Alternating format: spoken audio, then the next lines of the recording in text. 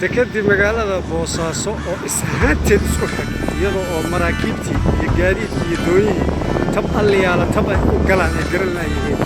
maanta oo ay tahay 5 bishii 8 bishii August 2020 waxaa ku caariyay markab shamiita siday oo u rarnaa shirkadda la yiraahdo Barwaaqo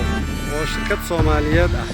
markabkaasoo hadda ilaa iyo hadda wax gaadiid oo gurmad ah ama taag ah oo u gurmada aan lahaynin isagoo iyadoo badiina ay marka ka sii dambaysa ay hoos u sii dhacaysa ama ay sii caariyayso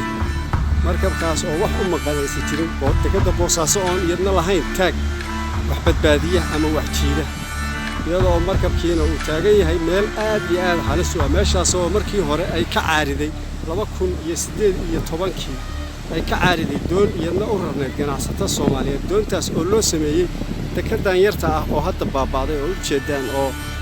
ganacsatada Soomaaliyeed ay sameysay dekedaas oo markii dambe doonta inta loo geeyay alaabadii looga soo rogay markii dambana waa baabaaday dekedii yaray doontiina Ilaahay meesha waa ka kiciyay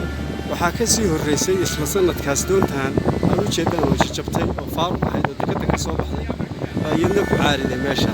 waxa kale oo ka sii horeeyay taag yarka ah dekeda Boosaaso halka yaala isna meeshaas ku caariyay waxaan noqotay dekadii Boosaaso meel shirkeeda aad iyo aad marka si dambaysan oo xadaaf noqonayo taas oo la ogeyn mustaqbalkeedu waxa uu dambayn doono iyada oo shirkad ay ku magacaaban tahay shirkadaas oo waxaba yaraatay ee maalgelin af mooyaane adin aan laga baxayn dhaqaalahana iska baburata taas waxa uu taala shacabka reer Puntland iyo shacabka reer Soomaaliya waa nasiib darro aad iyo aad u weyn oo dekadii Boosaaso oo ummadda Soomaaliyeed inteeda badan ay waayo wax kala degi jiray oo saas u dambeysay helaan iyo xarxan la'aan Ilaahay baa u maqan